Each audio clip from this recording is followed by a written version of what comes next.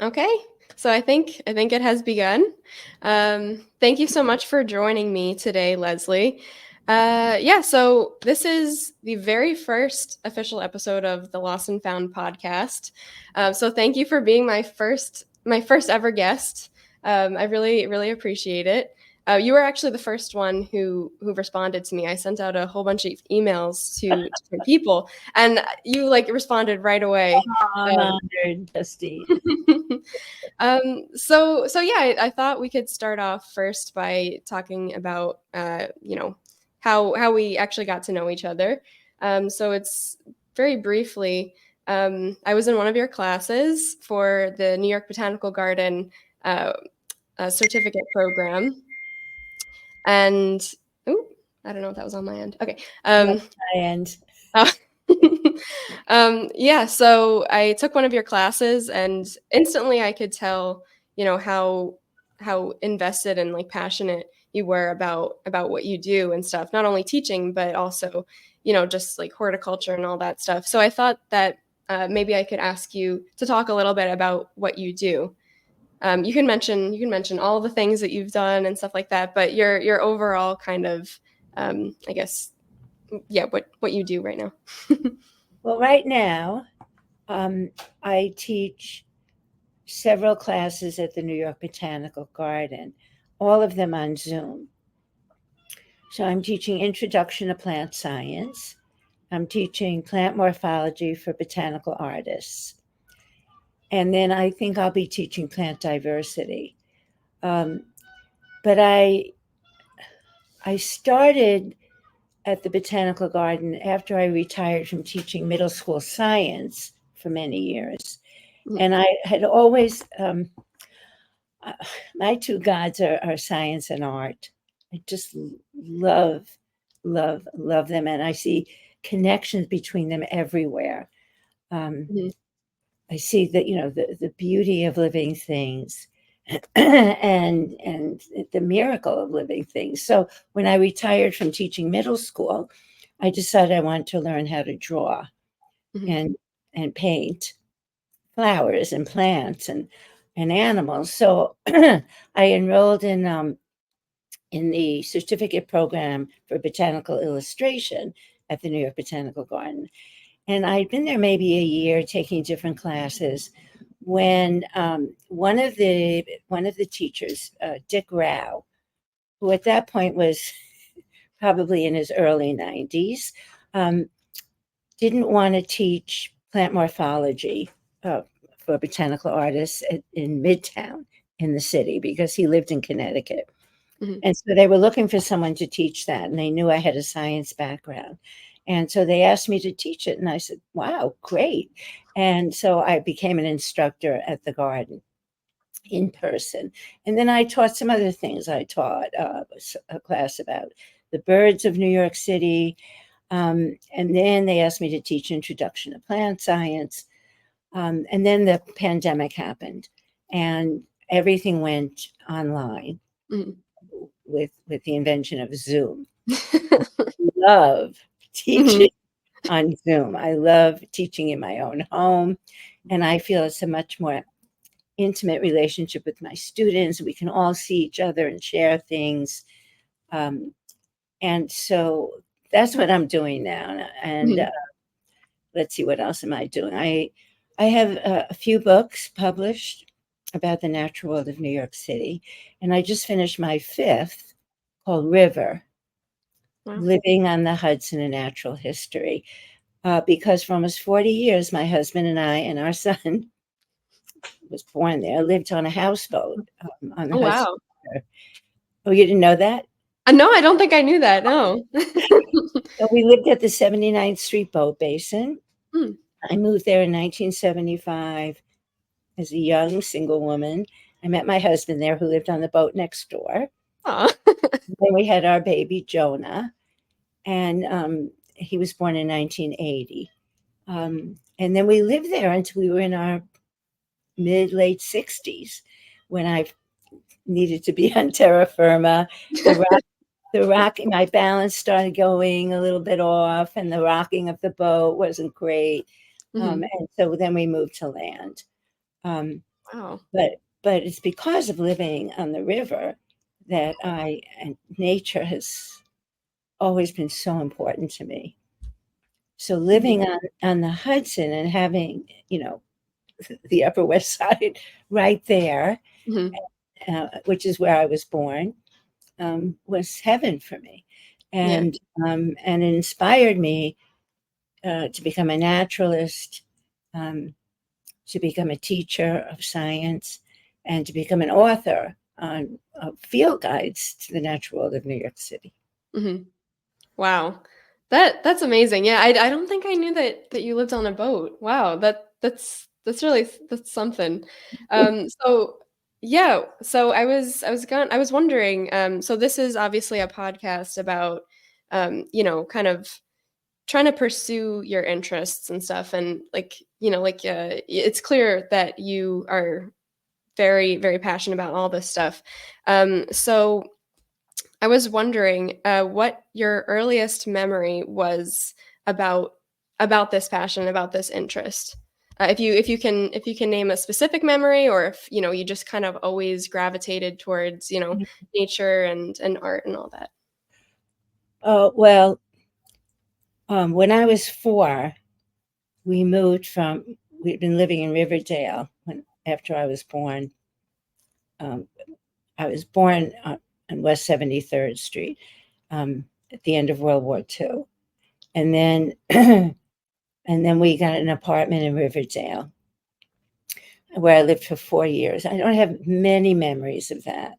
Mostly it's around my parents. But then we moved to this guest house of an estate on the Palisades in Mhm. Englewood Cliffs. I can actually, from my window now in Riverdale, I can see it. I can Wow. see where we lived. But they hadn't put in the Palisade Parkway yet. And there were all these estates along the Palisades. And one of the estate owners rented out his little guest house. I don't know if it was the gardener's house or, it was like a tiny 2-bedroom house perched right on the cliff. I mean, from my bedroom window, I could see the George Washington Bridge and I could see the Hudson River and I could Nice. see the city. And the Hudson River, oh, it was so beautiful. I remember when the sun would shine on it, it looked like diamonds glittering on the river. I remember that my bedroom window faced east, and I remember the colors of dawn. The beautiful, the dark blue to the lighter blue and yellow and orange and pink, oh, and we lived on this estate where there were woods, and I loved seeing all the animals. And I would garden with my father, and see butterflies, and that's when I first remember falling in love with nature. Mhm. And then we had to move because they were going to tear down the estate and Oh, build the wow. Palisade Interstate Parkway. And so we moved to Forest Hills to Queens. And I remember, I got an allowance for doing chores, and I was 5 or 6, and um, going to Woolworths, which was, I don't know if there are any Woolworths left in this world, but um, My mom always mentions Woolworth, so I have heard of them. Yeah. okay, so it was all on one floor, and it was all the little things that you might need in your home. Mhm. And one thing that they sold were packets of seeds with beautiful artwork on the packets of what the flowers would look like. And I loved just spending time looking at these seed packets. So I brought some home one day, and I said to my mom that I wanted to grow some plants. And Mhm. she loved plants, but her plants were all inside. They were all house plants. And we lived in an apartment house, and there was a little backyard, and the dirt was compacted and it was weedy. And she didn't help me. She just gave me a spoon. She gave me a cup of water, and she said, "Just go out, dig a hole, put the seeds in, and pour in the water, and they'll grow." So I went out and I dug into the compacted soil, and I put the seeds, I poured the water, and I would go once a week and water it, and look, nothing ever came up. So I gave up. But then when I met my husband and we became a couple, his father had been a gardener in California, Oh, and wow. and so he knew a lot about planting and plants. And he had worked. He and all of his brothers and his sister worked with his father after school and on Mhm. weekends. And so, and my husband's also a biologist. So anyway, he built me containers, raised boxes on the deck of our boat. Mhm. He got all the different components of soil and bone meal um, and put it all together. And the first thing we planted were sunflower seeds, and we Wow. had gigantic sunflowers on the boat. Oh my goodness. And then from there, I just took over, and Mhm.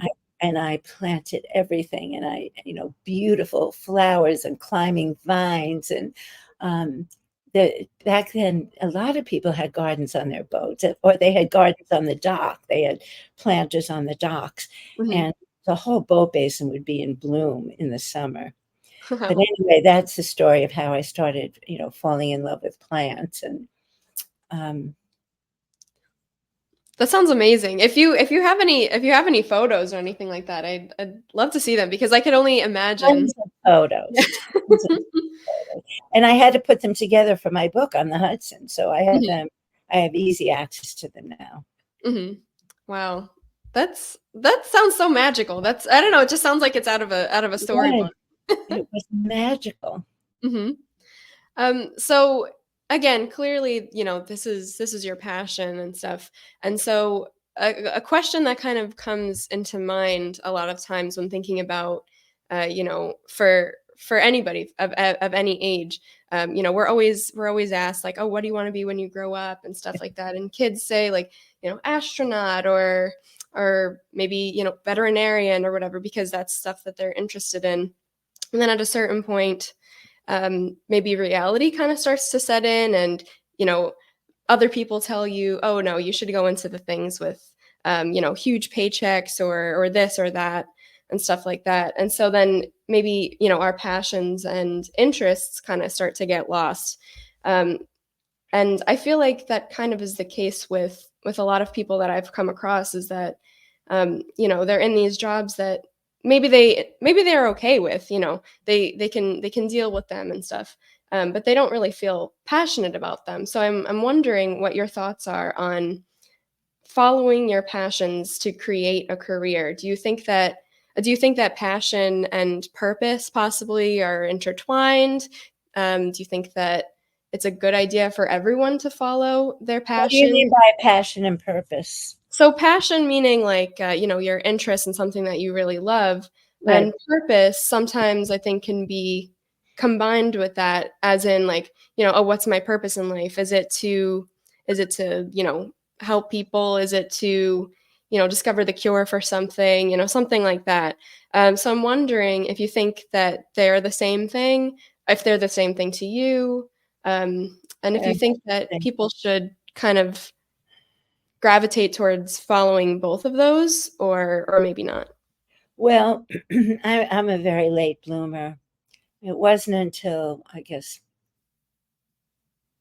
well, when our son was born in 1980, I was what, 35, right? And and I hadn't really found myself yet, and it was a source of, of pain. Mhm. I knew there was something that I had to offer, and it was just a driving force. And I, when Jonah was born, I remembered that the one thing I wanted to be when I was little was a teacher, Mhm. and I loved school, and I loved learning, and so I went back to school and I finished college. I hadn't finished college. I left college early because I didn't know what I wanted to do.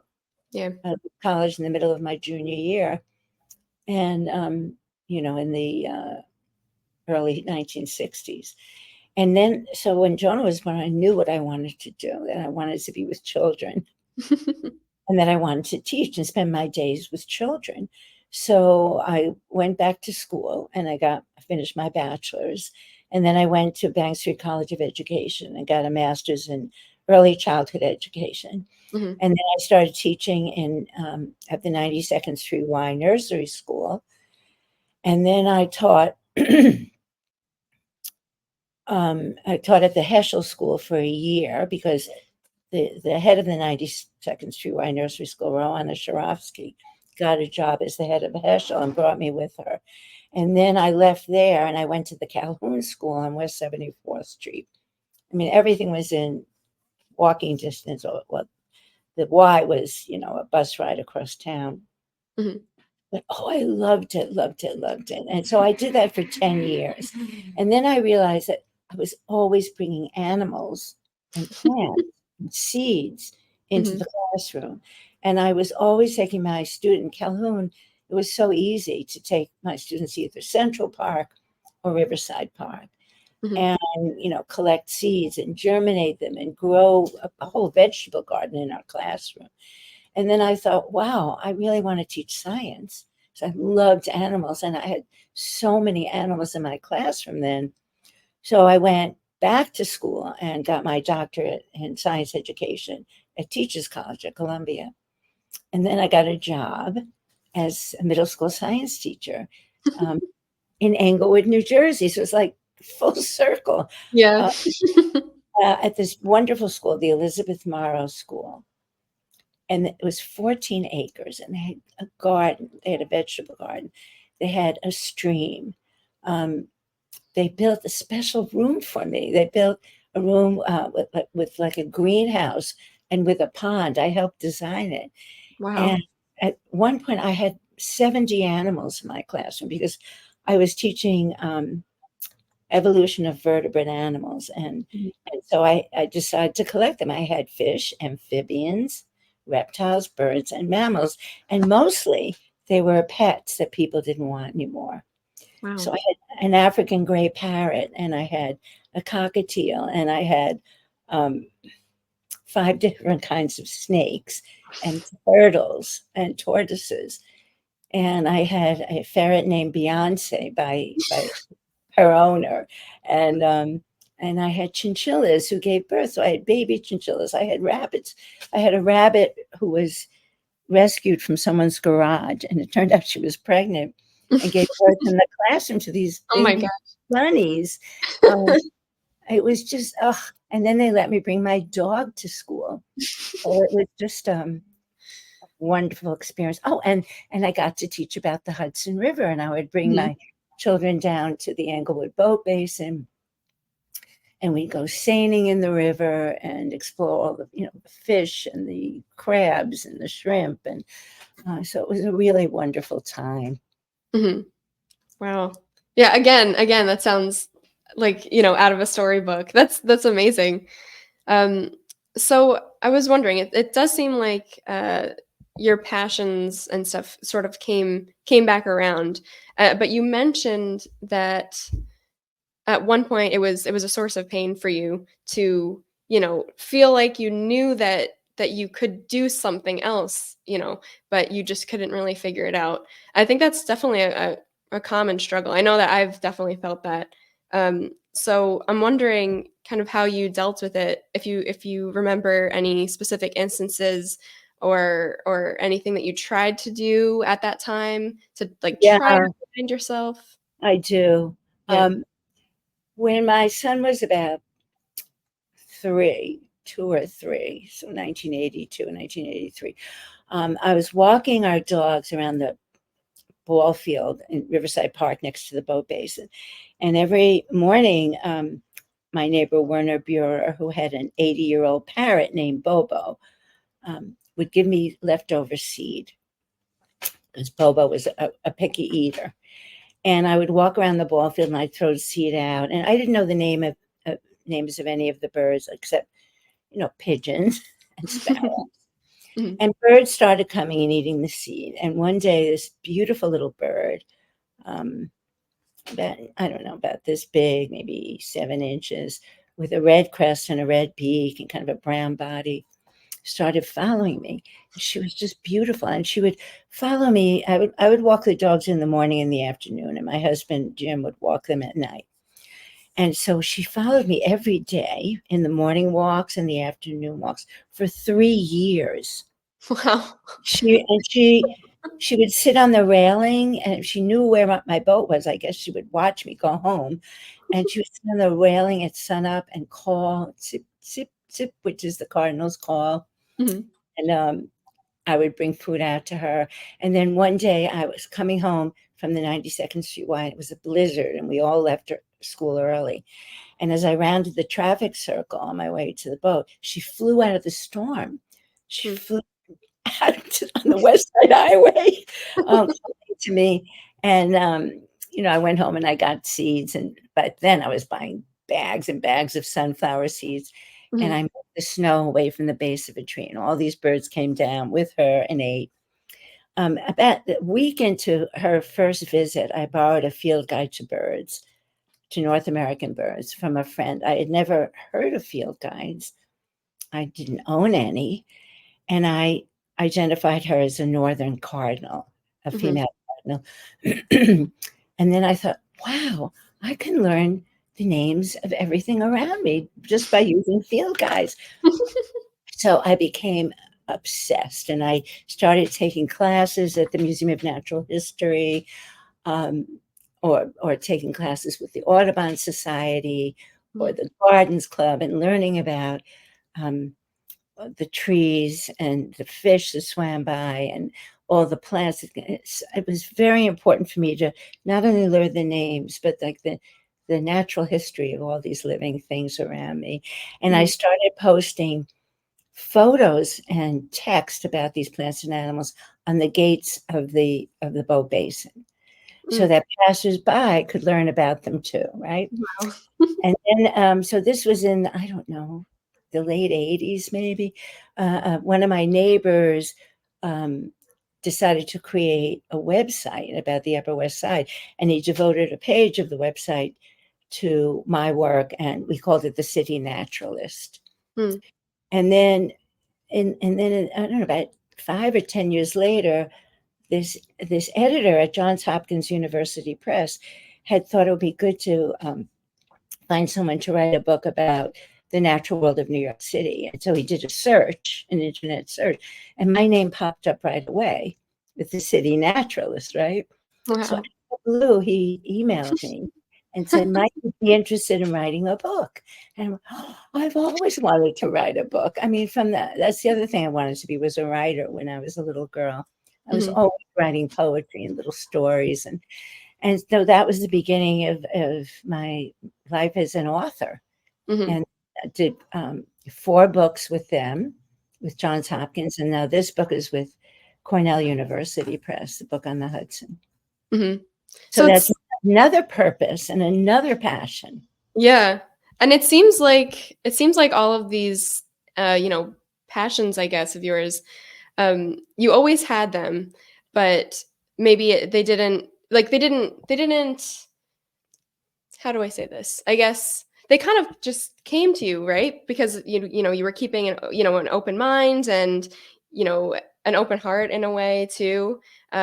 So I think there's definitely something to be said about that because I come across a lot of people, you know, friends and coworkers who, like I was mentioning, you know, they have these interests and stuff, but they almost kind of lose hope in them and Yeah. they almost, you know, kind of close themselves off to anything. And I feel like I've seen, you know, not with people I know all the time, but you know, sometimes just, you know, people that maybe I watch on TV or you know, whatever.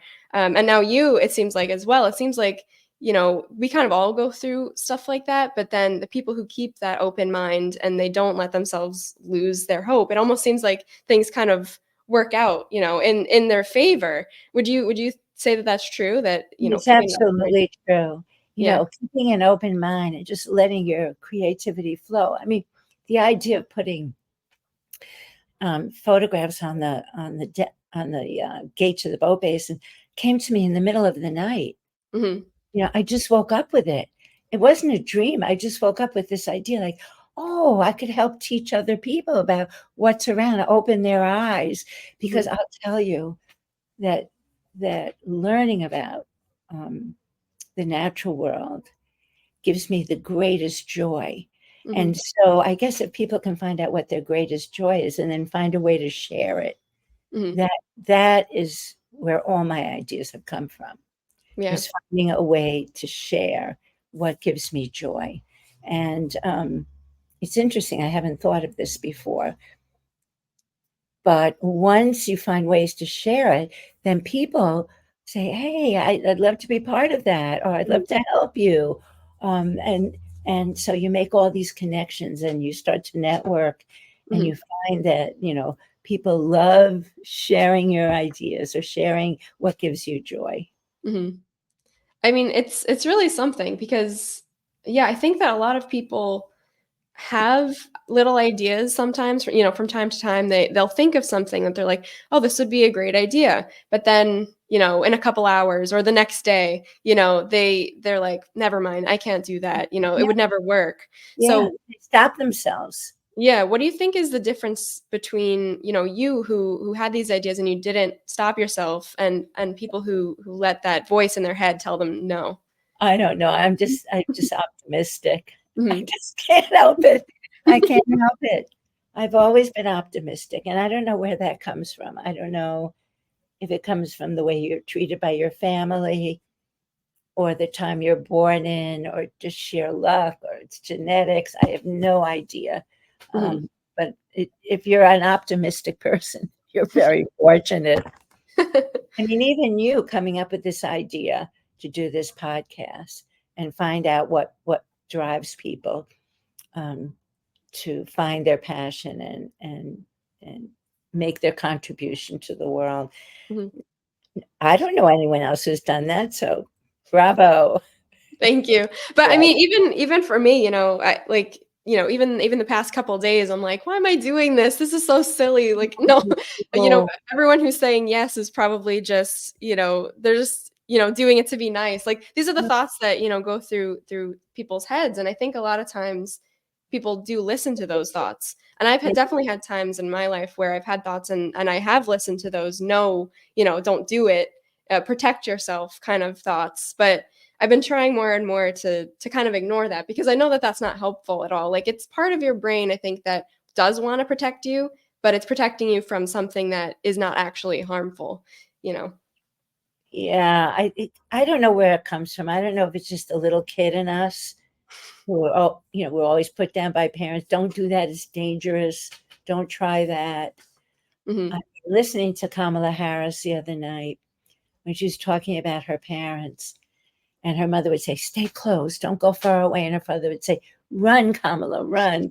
I mean, that's great. Mhm. When I decided when I first lived on a boat in Sausalito in California, and then I lived out on the West Coast for 4 years in my early 20s, and then I came home. I was very homesick, and I mean, I loved it out there. And it was life changing. California is so beautiful. Mhm. Um, but when I came home, I thought, boy, I'd love to live on a boat again. And I discovered a boat for rent at the boat basin just by sitting in a friend's car and reading the New York Times cover to cover until alternate side of the street parking time had changed, right? I would do Mhm. that 3 times a week. And listed in the back of the Times, in the classified, in the real paper, this is 1975, right? I see studio for rent, river view, furnished, 150 a month. So I call up and he says it's a houseboat at the Boatman's. It's ran down the hill because we're living on West 73rd Street again. Mhm. And he said, "You're the third person to call and the only person to come down." Oh, I wow. gave a check for $50 to hold it. And then 2 weeks later, I moved in. Wow. And my mother was like, "Oh, you're going to drown. You're going to be attacked. You're going to be robbed. You're going to be mugged." And my father was like, "Hey, fantastic. I'm so jealous. What a great Aw. way to live in New York City." Mhm. So, there's this thing about when we're little that as long we have one parent who says, "Go for it," Yeah. right? So I guess Kamala Harris had a father like that, and I had a father like Mhm. that. Yeah, I mean, in my family, it's almost the same too. You know, my mom is very careful and stuff and cautious, and my dad is a like total daredevil. Like, you know, when he was little, he would jump from like roof to roof of different houses. Like, he would play tag in front of cars and stuff like that. So it's like two extremes, and then I kind of am somewhere in between. You know, I'm also definitely you know, pretty daring, but I probably wouldn't do what he did because I still have, you know, my mom's voice in my head. But I think the balance is good. But I'm wondering too, since you mentioned that, you know, it was kind of that way in your family. Of course, in your mother's case, it was always to, you know, keep you safe and stuff. But I'm wondering if, you know, while you were starting, you know, your career in your passion, if there were other people who or anybody who kind of told you like, "Oh, do you wanna wait and think about this?" You know, were there any obstacles like that from people or just obstacles in general that you had to overcome? Yeah, I mean, even writing these books, I remember with the first book, and my editor was um, Vince, and I lucky had his last name now. It'll come to me. Um, and he said, "Okay, let's get started on this. Send me what you would think would be a good introduction to Field Guide to the Natural World of New York City." So I wrote something. I sent it to him. I emailed it to him. He wrote back, "I hate it." He said, and I thought, "Oh no, oh no, oh no, it's not going to work out. It's not going to work out." But then he came back and he said, "How about this? Try this." And so he was always open to Mhm, support and not close the door, but to keep the door open. mhm. And then we worked together for 15 years. He was my editor, and then he retired. Um, it's killing me that I can't think of his last name. I'm gonna look it up while we're talking. Yeah. Uh, that's the thing about getting old and memory, right? Um, so as long as you have people to not close the door on your Mhm. ideas, you're lucky. If you have people to close the door on your ideas, don't give up.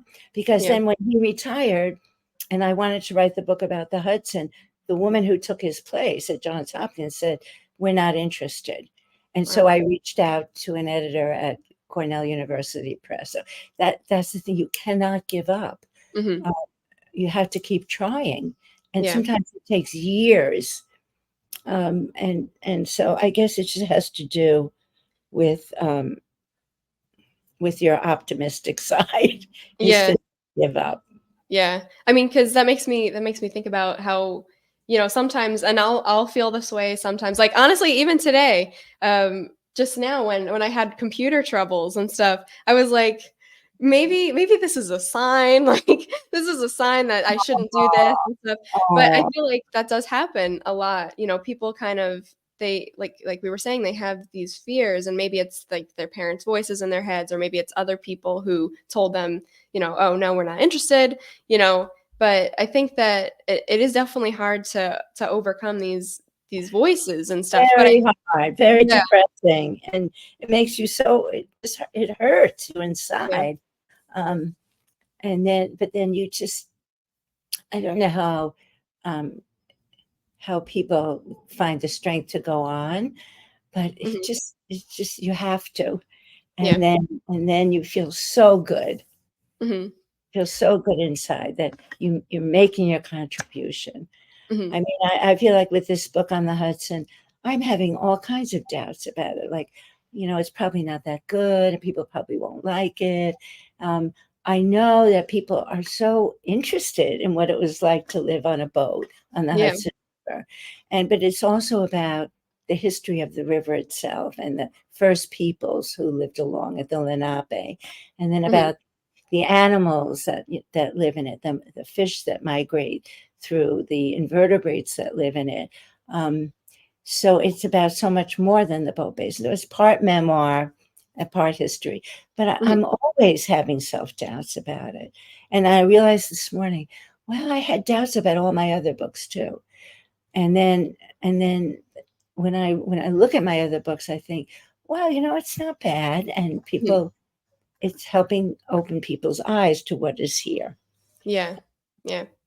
I think it does seem to be that you really do have to kind of make yourself get over those, humps, I guess, and those voices in your head. And I'm wondering, you mentioned your father and you mentioned your editor, and I'm sure your husband also was one of the people who were on your side telling you you should do this. Um, how important do you think people like that are? And do you think that if you don't have anyone like that, do you think it's nearly impossible? Because I think a lot of people feel that if they don't have a support system, that their dreams and stuff kind of are impossible. They're at a terrible disadvantage. It's Mhm. true. But then you hear stories about people who, I don't know, were orphans or lived through war or lived through the Holocaust. And um, I have a friend and a neighbor now who lived through the Holocaust Wow. and, had a very tough life. Went on to become a physician, went on to become a writer, went Mhm. on to become a public speaker. And so just she never gave up. And so it's just finding that strength within you. Mhm. So you mentioned that you feel like you're providing like this contribution to the world, and that kind of is I'm sure it's very fulfilling. What impacts do you hope that all of the work that you've done have had on people? From the students you taught to the people who saw those flyers and stuff, and to the people who read your books. Well, I hope that they'll learn to take joy um, from the natural world around them. I mean, I have to ask you, what did you get from it? From taking this class with me at Mhm. the New York Botanical Garden. I mean, I have to say when I first was reading the description of the class, I was nervous because I was also, working, full time, and I was trying to work and take classes, and I was like, "Oh, this seems kinda like dense information." I hope that it's not too much and it doesn't get overwhelming for me, coming right after work and then going right into a class. But then as soon as, you introduced yourself and everything and you started teaching us the information, like, it did not seem dense at all. It was very, like, enjoyable to learn, and you set a really good pace and stuff, and I was sad that, of course, at that time with my particular class, you couldn't finish teaching us, but it really did, have an impact on me in the way that I saw, like, all my other classes. I was like, if Leslie was able to provide, this information to us in such a kind of, like, not lighthearted, but, like, understandable and almost artistic way, um, it kinda changed my mindset towards all my other classes that I was maybe a little bit more nervous about the density of the information. Plus, it kind of helped me to recognize every little plant because I've always been very interested in plants as well, and it's funny that you mentioned, your story with your mom with the seeds because that is almost an identical story of something that happened with my mom and seeds. Um, like with lavender seeds, I was like, I loved seeds when I was little and I loved plants and everything. And my mom was like, okay, let's get some lavender seeds. And then she was like, yeah, just dig a deep hole, dump them all into the hole, cover it up, and sprinkle it with water, and then you'll have lavender. And I'm like, awesome, okay. And I did the same thing that you did. Like I went out there every day, I checked on them, nothing ever showed up. It wasn't until later that obviously that I learned, that they would never grow there, like in those conditions. But it is funny. It definitely, your class especially sticks out in my mind as something that kind of maybe reignited my interest in like seeing all the like tiny details of plants and the intricacies of them and the beauty and the art that is in nature. So for me, you definitely like had a huge impact, and I'm I sure that forgot. I forgot that I didn't finish teaching your class because I fell on the yeah. steps and broke my ankle. I forgot Mhm. about that. Oh, I'm sorry. I'm sorry for you. I was so sad when I heard that happen when you emailed us and stuff. I mean, of course, another teacher filled in, and she was also very very informative and stuff. But Yeah, it was very sad to me. You know, obviously I was sad for you, but I was also sad that you would no longer be teaching our class. I was like, "She was so wonderful." Oh, no. But I'm happy you're all better now, I assume. Oh, yeah, all That was better like now. that was last year. And I just remember the last name of my editor at Oh, Johns okay. Hopkins, Vincent Burke, Mhm, Burke. mhm, And how great he was. My God, I was very lucky to have him. Um, so your question was what I hope people will take away, right? And so yeah, I mean, I've always been an avid reader, and now, just the importance of books to me. That it's like time travel. That you mhm, go into this writer's world, and you see things through their eyes, and so you can be awakened to so many things you wouldn't normally think about. I mean, people, if I would go into Central Park, people would be rushing through or sitting and yakking to someone on a bench. And meanwhile, there's a great blue heron standing a few feet from them, right? I'm like, oh my God, here's this magnificent creature in the middle of New York City.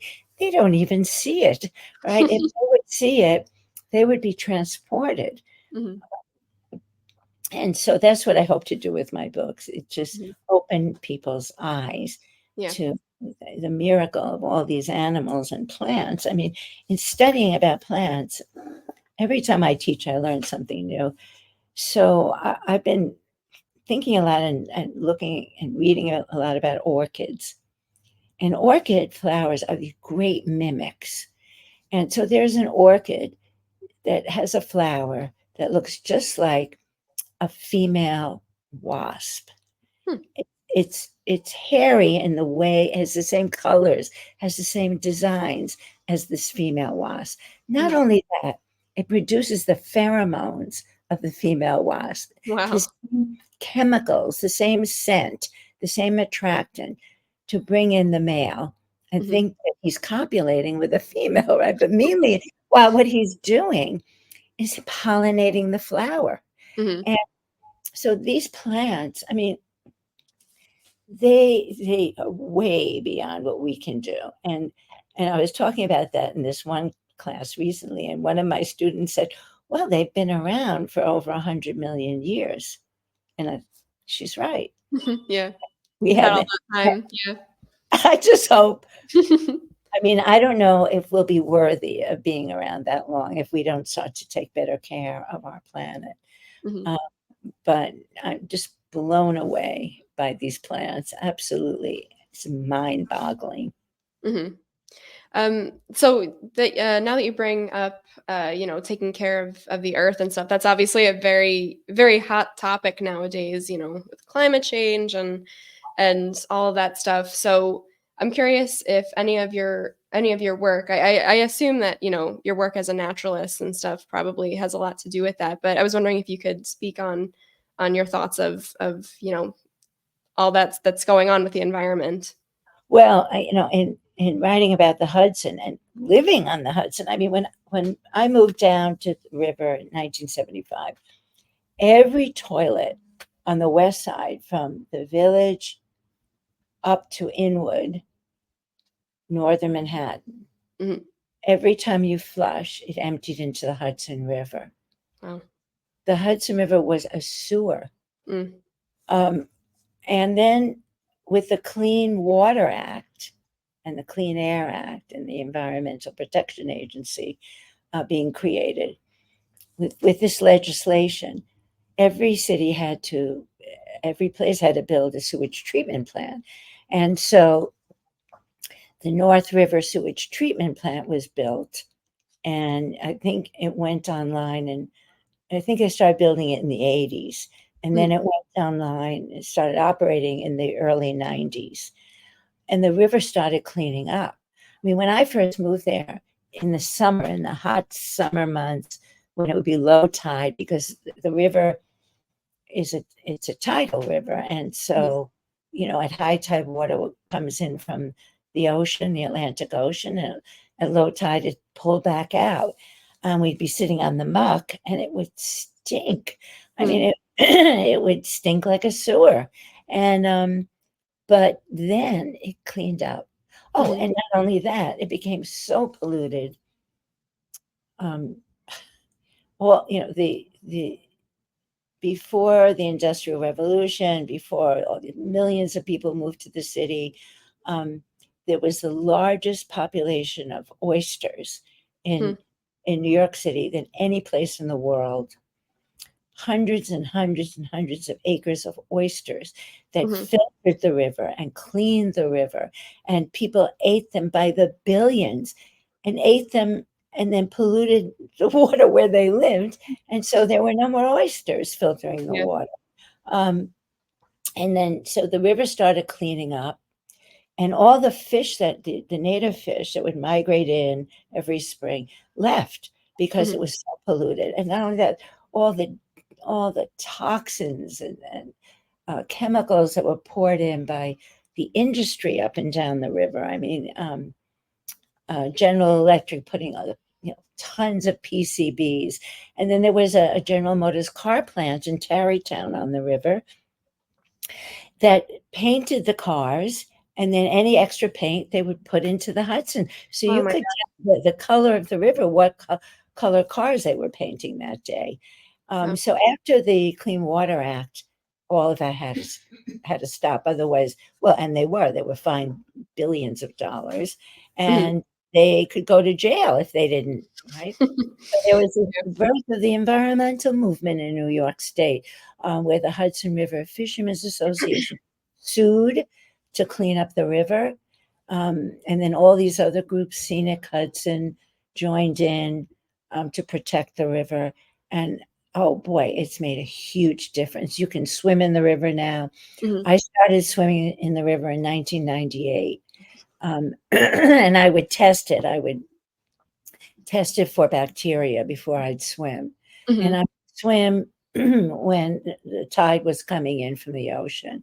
Mhm. And I would make sure that, there were no dead bodies, there were no Oh god. jetsam floating around. And I had a little rope ladder I would attach to the to a cleat at the end of my dock. Mhm. And I tried to always make sure there was a neighbor around in case I got into trouble. And then we got kayaks and we started kayaking on the river. Oh, it was just wonderful. I loved swimming in the river. I'm a swimmer. I swim every day. And now I live in a building in Riverdale. I live on the 23rd floor. I have views of the river and the Palisade. Do you want to see? Sure, sure. Turn this around. Wow. Oh my goodness, that's beautiful. And Wow. we're so high up, we Mhm. can see from the George Washington Bridge to the Tappan Zee Bridge. Wow. And it's really wonderful. And we moved here because this building has an indoor pool. And Oh. so I swim year round. Is it And heated? Is yes, it it's heated. Yes, Oh, it's that's awesome. and then it's surrounded by glass. The pool's surrounded by glass. So the sun comes in, and there's a beautiful garden around it. And I'm on the Wow. garden committee, and so it's very nice. It's a very nice place to retire to. Mhm. That kind of leads me into another question. So it seems like as you're, I guess, as you followed your passions and stuff, like we were saying before, life sort of kind of unfolded for you, and all these opportunities came about. So I'm wondering how following your passions and saying yes to these opportunities and keeping at it. How do you feel like that influenced you as a person, versus your career, but just you as a person? Oh, I feel it's oh gosh, I know this is a deep question, kind of. no, it is, but it's so obvious to me because um, I feel so confident. It has helped build confidence within me, Mhm. and I feel so good. I mean, I feel like with with my husband, with my son, with my daughter-in-law, with my wonderful granddaughter Aya, um, and then my friends, and my friend Trudy Smoke, who's illustrated several of my books. and is my best friend since we're 19 years old, and her husband Alan, and my neighbors and neighbors from the Bow Basin that I'm still very much in touch with. We have this wonderful world around us, this beautiful, wonderful world, and I feel very good about my life. I don't have any regrets. I mean, Mhm. I think if I had one of your questions about would I have would I have chosen differently if I knew as a child what I know today? Um, I did. My parents were not highly educated. You know, they both finished high school, basically. Mhm. Um, if I had known that I was going to become a naturalist, I would have. You know, I think I would have been a marine biologist because I love water Yeah. and I love the animals that live in the water. I would have traveled more, et cetera, et cetera. But then I wouldn't have met my husband. I Mhm. wouldn't have had my family. I wouldn't have had everything I have now. So I think I'm fine with the way things went. And I think it just took me quite a long time, like I said, into my 40s Mhm. or 30s to really discover what I wanted to do. Yeah. And, you know, I have to say that having a child, having this baby, Jonah, that he became a muse. He was a muse, and the cardinal was a muse. I mean, It it changed my life. yeah, yeah. It is really, something to me that, you said it did take you a bit longer to, find these things and to actually have these passions really come into their own and like affect your life.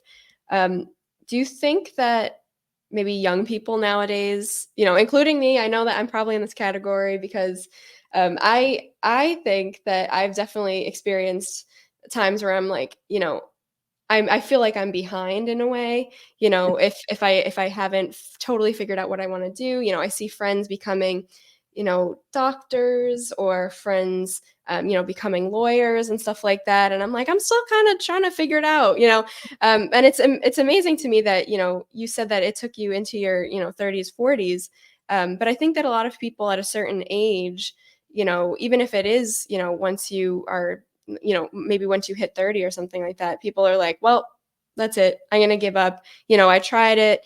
People even say like it's joked about with parents or I guess mostly parents, on TV where they're like, whatever. You have until you're 30 to figure it out, and then you got to get a real job. So what are your opinions on all of that? Oh, it's timeless. It's really timeless. You just live your life and you discover what you want to do, who you want to do it with. And I mean, you know, I just turned 79. You know, I hope I have a while left, but um, but I think at any age, this man I was telling you about, Dick Rao, who taught plant morphology, Mhm, for botanical artists, and he was a botanical artist. But he started out; he was a soldier in World War II. I think he was born in the, like 1925, and he was an ad agent. He was art director of an ad agency, and then when he retired in his late 60s or early 70s, he started taking classes at the New York Botanical Garden in botanical illustration. And then he decided he really didn't know much about plants. And so he went back to school at the age of 74. And then he got his doctorate in plant science from Lehman College. mhm. And then he taught till he was 98. Wow. And he was always learning. I Yeah. mean, we as a species are lucky to have a pretty long lifespan, and we can continue to learn and Mhm, to share what we learn, which is when you teach, you share what you learn, mhm.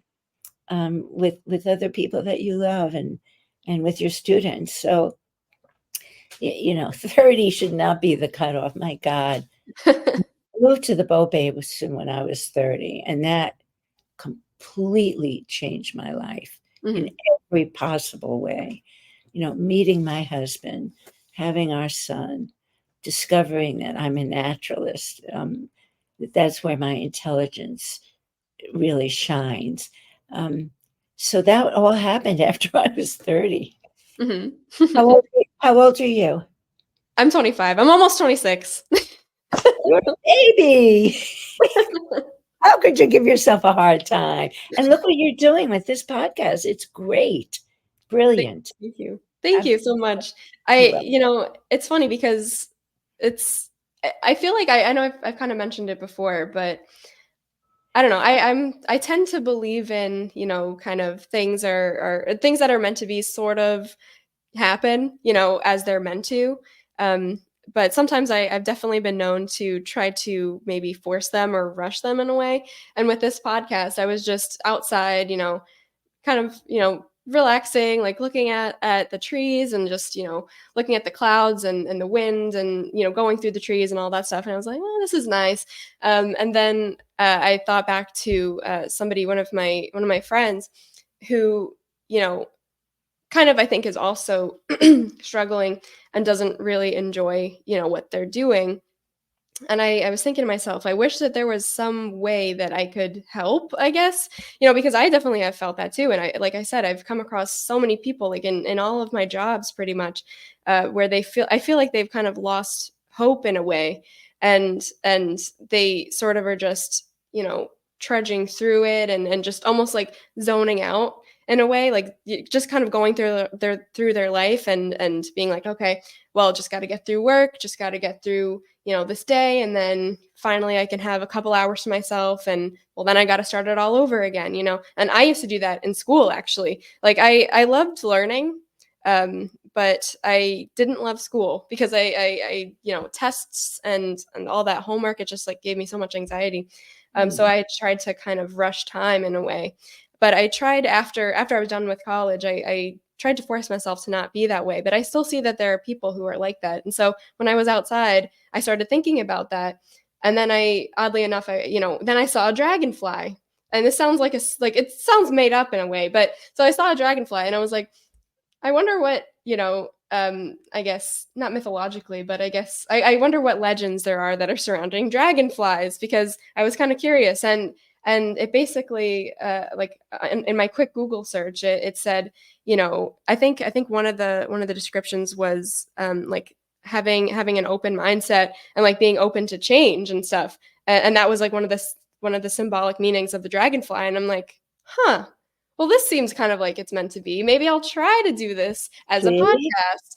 And so that's why the dragonfly is like the Wow. logo.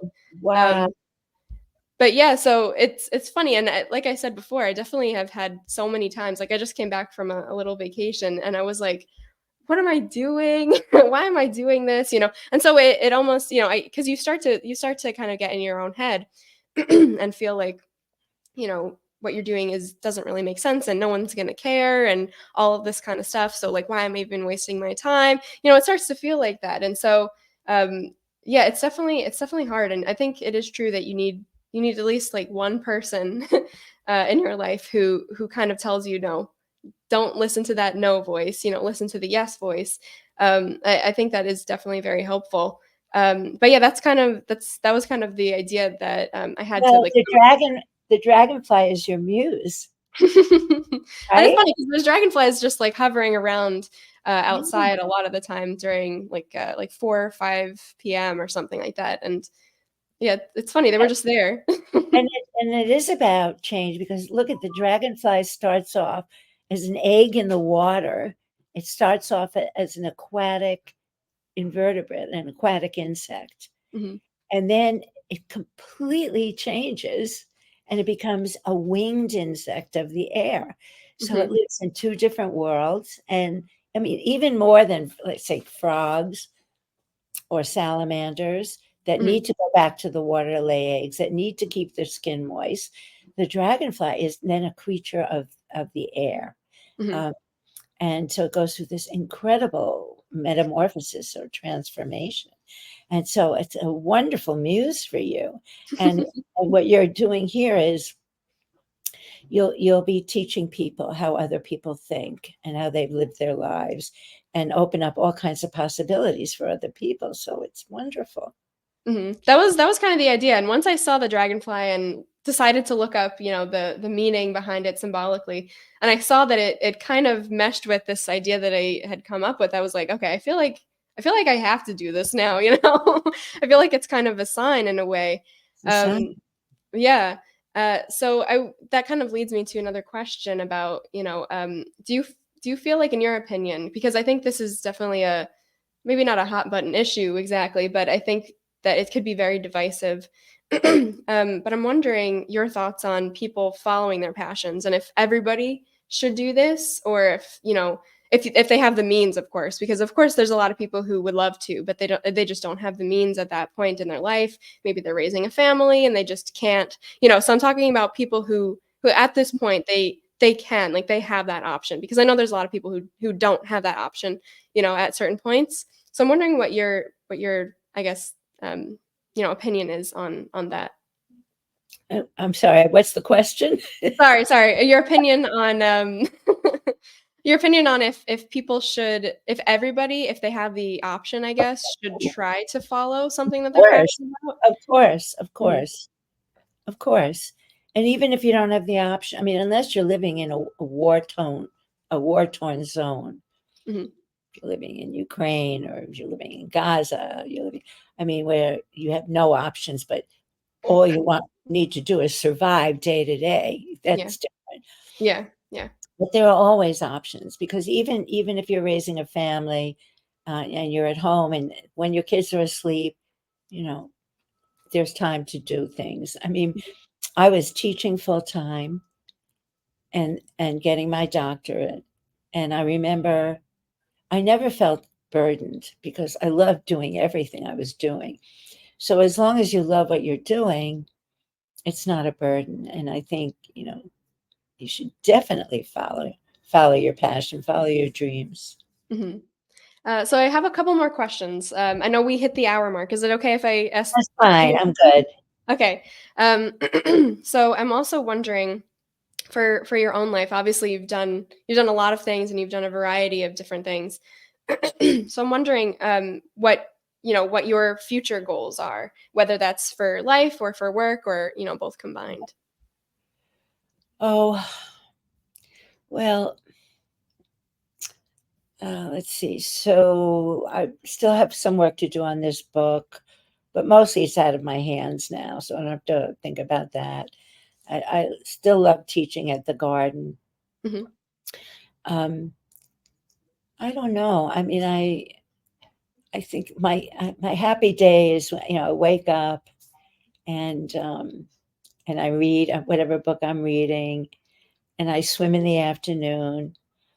I sit outside in the garden and read some more, and Hmm. then I work on whatever project I'm working on. And I love having projects. That's another thing. If I don't have if I don't have a project, I get kind of depressed. Hmm. And the thing about this time of my life, though, is that I have limited energy, and ever since my fall in the subway, I don't really take the subway anymore. Yeah. And I gave up driving. We gave our car to our son, and so I mostly take Ubers. Hmm. I really love going to the ballet. Um, I love TV now. I love wonderful shows and movies, and Hmm. that's how, my husband and I have our evening together of, watching and laughing and crying together. Hmm. Uh, I don't have any. I don't know what my next thing is. Hmm. Oh, yes. So one thing I want to do is get back into drawing. Okay. And so now that the book is almost finished, I'm going to start taking classes again in botanical illustration, Oh, at wow. the garden, and get Hmm. back to drawing because I really loved it. But then once I started teaching, I didn't have the time to do it. Hmm. Once I got into teaching at the garden, I kind of gave that up. And then working on my Hudson River book, I just didn't have time. But now I'll have time again. And Hmm. I find that drawing is very therapeutic. Hmm. You're just in the moment, and you're creating something beautiful, and you're looking at something beautiful to copy it. And Hmm. so, I guess that's my next big project. Nice, nice. So it seems like, well, actually, I have two questions now. Are any of the pictures behind you on the wall ones that you've drawn? Um, so let's see. I don't know if you can see the. the black and white bird in the middle. Ah, yes, yes. Yeah, that was from one of my classes. That's a kestrel. Okay, wow. It's a small falcon. And that was from one of my classes at the New York Botanical Garden when I was still taking drawing classes. Hmm. But all of my, when we lived on the boat, we really had no wall space, Mhm. just windows all around. So when we decided to move to land, I knew then that I wanted all my walls covered in paintings about the natural world, right? And I wanted all those paintings to be by friends and family because I know a lot of artists. Comes from a family of artists also, and our son is an artist, and my best friend Trudy is an artist, and my friend Mhm. Cindy is. Almost all these bird paintings are by Cindy Kane, and so all of the paintings are by people I know, and Mhm. of plants and animals that I love. That's awesome. And kind of back to what you were mentioning before about the future and stuff. It seems it seems like a lot of your plans are actually based in kind of living in the present. Um, so I it's just an interesting thing because I feel like as when people are young, they're always kind of future minded in a way, like even if you're imagining your career and the typical work until you're 60, 65, and then retire.